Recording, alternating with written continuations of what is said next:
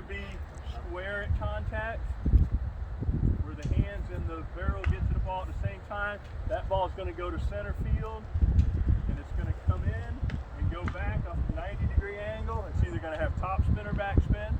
All right, that ball is going to go pretty good. If the barrel gets to the ball before the hands, look at this angle here. The ball's coming here and then going out here. It's going to create right to left spin or hook spin.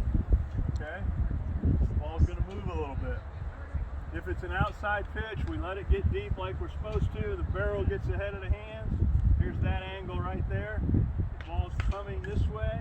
It hits an angled bat and it goes off that way with left to right spin, slice spin.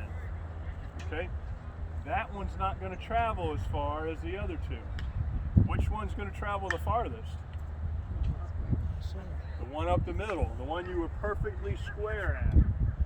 That's going to go the farthest, believe it or not. Yet if you look at any major league stadium, baseball field, what is it down the lines? 325 feet down the lines. What is it in center field? 405. Feet. That explains it. Why is it 400 feet in center field? The ball goes farther that way because the laws of rebound, another scientific principle. The laws of rebound, 90 degrees in, 90 degrees out, it's going to go a lot farther than this or this. Okay? It's all about the angle of the bat. Now, if you want to do it on purpose, that's wonderful. You want to hit it in the right center field on purpose, then try to be here at contact. If you want to pull it down the left field line, try to be here at contact, right? See that angle? That angle right there is going to pull it. This angle right here at contact is going to make it go the other way. So it's all about the angles, spin that you put. Sometimes you're putting spin on the ball. All right? Like shooting pool. Right, put some spin on the pool, on the ball. Yep. Yeah, I assume they just left them there. That's kind of cute. So let's say I want to throw the ball in the right center gap. I'm going to lead with the hands, called an inside-out swing, and I want to get that thing out in the right center field. Here it comes, inside out, and I throw that thing out in the right center field. All right? All about my angle at contact. I'm putting a certain spin on the ball.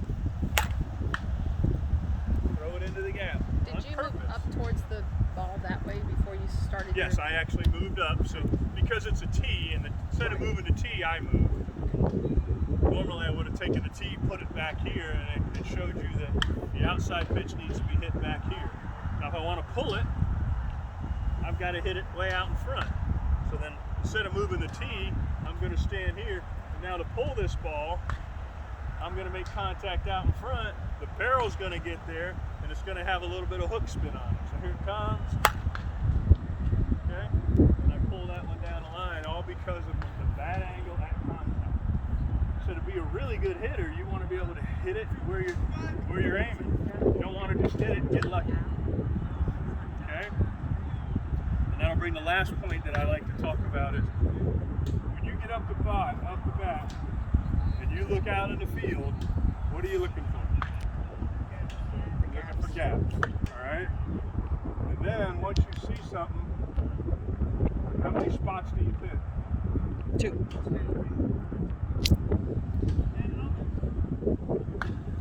Most of us usually just pick one spot.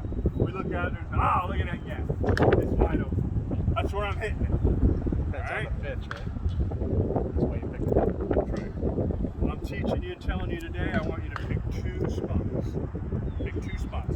One on this half of the field and one on that half of the field. Now, I've been told by many of my coaches, right field is closed for me. Anything from the right fielder to the right field line, don't even try it. I'm a 400 hitter down the right field line. And with analytics, that it would show up. My numbers would show 400 over there. But it would show 900 in the right center gap, Absolutely. 800 in the left center gap, and 700 down the left field line. All right? So I do have a part of the field that's closed. No, I'm not even going to try it. All right? I've played around and practiced it. It gets me in trouble. So, but I do have that opportunity this opportunity, the left field line, I have middle of the pitcher, right or left of the pitcher. I have 5, 6 hole. Sometimes they'll leave that third base line open for you. So when you get up, and we're going to talk about this tomorrow, the mental side of the game, I'm going to teach you a whole bunch of things that you should be doing in the on-deck circle before you even get up to bat. But one of them is when I get up to the plate, I'll stand there and I'll watch and I'll wait for them. I'll wait and see where they're going to play me. Where are they at? We play against a lot of 5-man infield. They take those holes away in the infield. I like that. That puts 3 guys out here covering all this real estate. All right? I'm no genius, but I know that my chances of getting hits with 3 people in the outfield are good. So then I'll get up there and I'll wait until they stop. And they mess with me now. They know what I'm doing. They know I'm looking to see where they're going. But sooner or later, they got to stop. All right? So I'll look and see. Do I have the left field line? Lately, these days, the left center gap is wide open for me because they know my right center gap is my honey hole, and that center fielder will cheat that way. And they'll close up that right center gap. So that's okay. All right, so now let's say they did that. These guys know me. We play against the same guys over and over again. Now I look, I say, okay, I got left center and I got left field line. 2 spots. So knowing those are my 2 options, when I get in the box, I do what? I get closer to the plate because they've taken away the right side of the field from me. But I still have left center and left field line. So I'll get closer to the board, all right? So now every pitch is either middle or in. So I'll get closer to the board, maybe open my stance a little, all right? Sometimes the catcher will yell, he's on the plate, trying to tell them to move, but they never move. I don't even know if they can hear him, but he's trying to tell them. Or they'll yell, way off, and that still doesn't move. So anyway, I'm dictating now because I'm getting closer to the board. So now every pitch, the outside of the board is a middle pitch, the inside of the board is an inside pitch. So I'm getting closer to the board, all right? I've got 2 spots picked.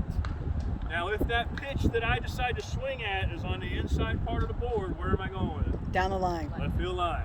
If it's on the outer half of the board, where am I going with it? Left center. Left center gap. Because I picked 2 spots. What happens if you only pick 1 spot?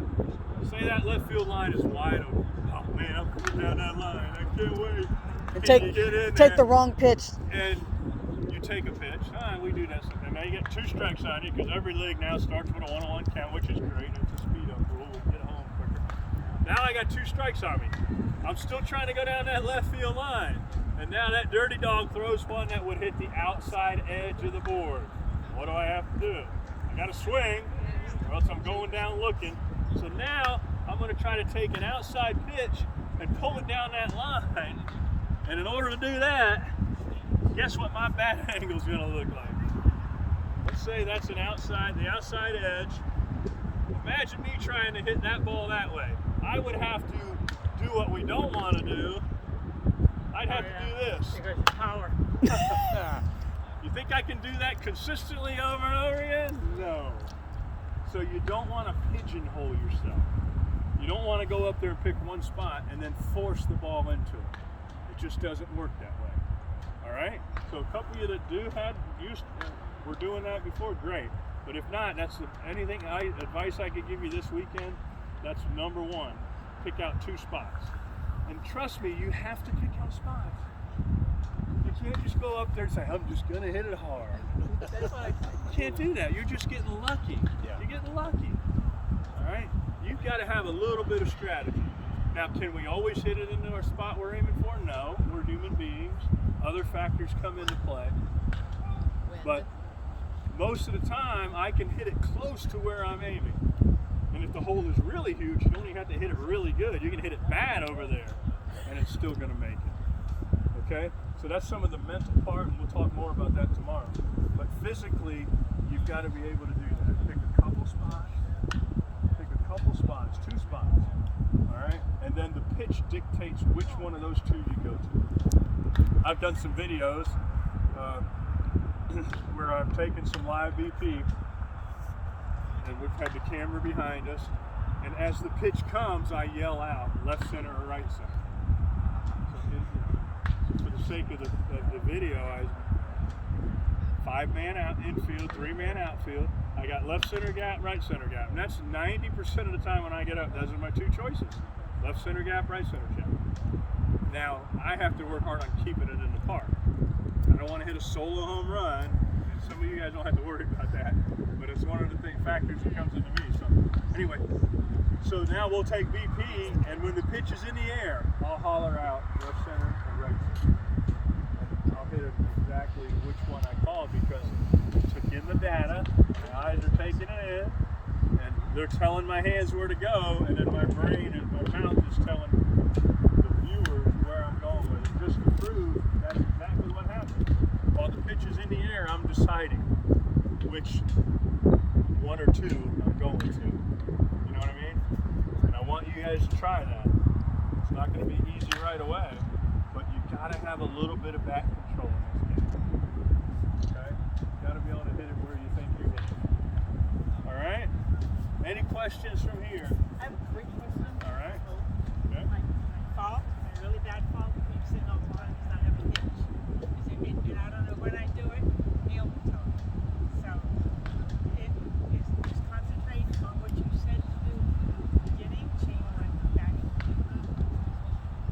Drop the car. So you say just concentrate on what you start the whole thing off. Well, that's a physical. That's a physical thing you do. Dropping your knee. It is. I've got 2 guys on my team that like to do When I it. do it. You know when you do it? Well, you do because you don't get power. Yeah, you need to work on getting rid of the hit. You need to work on, here, I'll show you. What you would do One thing, so I could just eat it. Go. what you would do is you say you hit from high to low. I start like this. What I do is I'll go Okay. Okay, so what I want you to do right now is hold it up. And I want you to go right from there to the ball. Ready? Go ahead and hit that ball and go right from the high hand. Don't let them drop. Ready? Go. So what you need to do is do it over and over again. You gotta consciously think about the hit. Consciously think about the hit.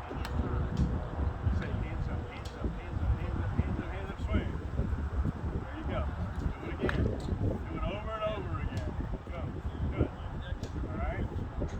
So here's what happens, gang. That's a great point. Thank you, dear. But you got to do that over and over again, and you'll get rid of that hitch. I will. Here's what happens, all right? Some of you are smarter than me, but let's pretend this. There's the conscious brain. Let's say that's the front of the brain. Conscious. And then there's these unconscious things we do without thinking about it. Walking. All right, that's back here, isn't it? We walk, we don't think about it. One after another. We've done it so many times. Over and over again.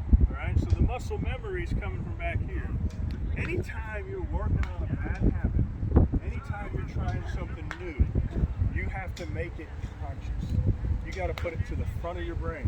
Called a key or a tidbit or you have to, in golf, I have to tell myself 2 things every time. All right? Left arm straight, hips on the downswing. I have to say it out loud to me. All right? Because I have to say, I'm playing golf today, not softball. Playing golf today. So muscle memory is going to be softball. Because I play softball a lot. When I play something I'm not used to doing and I'm doing something I'm not coming from here, I have to say left arm straight, hips on the downswing. I have to say it just as I'm sitting here. And then I'll go left arm straight, hips on the downswing. And then I hit it okay.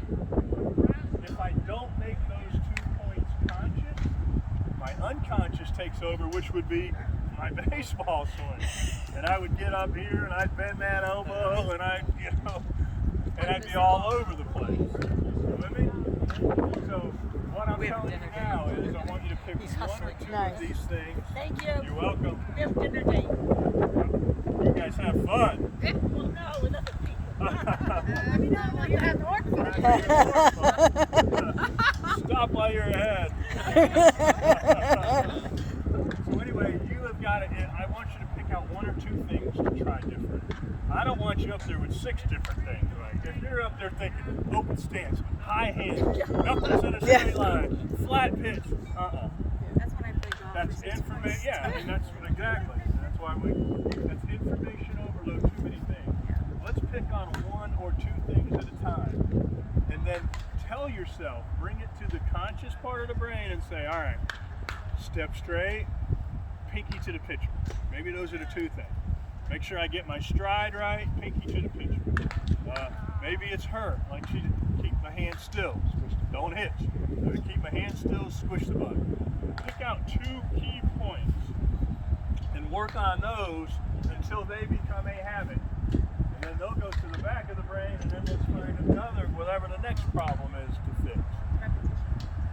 And repetition does it. It's called muscle memory. Unfortunately, they tell us it takes 2,000 repetitions to get rid of an old habit. 2,000 swings? That's a long time. By 21 days, because they say it takes 21 days to make Probably To make or break a 2,000 habit. So it's a 21 Stephen days. Covey. But you can speed up the routine by doing the fetch drill. You can do that 100 times a night in the backyard. You don't have to chase any balls. Okay? But now it's only a couple weeks. And that's what I'm saying about the tee and the net. You can get more repetitions in because you don't have to go pick up the balls. You know, they're right there in the net. So you can get more reps. You get closer to that 2,000 reps of those 21 days. All right, by being able to do more and more and more, and then you can get rid of that bad habit, and then check it off the list. If you think you have 6 or 7 things that you need to fix that we just discussed, write them down. Say, you know, Bob said this, I'm going to try it. Write them down. They're on my cheat sheet here, some of the stuff covered, but fix 1 or 2 at a time. And then here's what they tell you. They tell you if you do it 8 out of 10 times correctly, you can move on to the next one. Alright? If you can do it 80% of the time correct, you can move on to the next one. If you're only getting it right 4 out of 10, keep working it, keep working it, keep working it. Until you can do it 8 out of 10 times. Okay? Fix those bad habits. Again, it may only take 1 at a time, it may only go to 1 or 2 at a time. So be careful with that. You don't want to try to fix the world all in one day. Alright? You can't fix your whole swing all in one day. Okay? Any questions on that?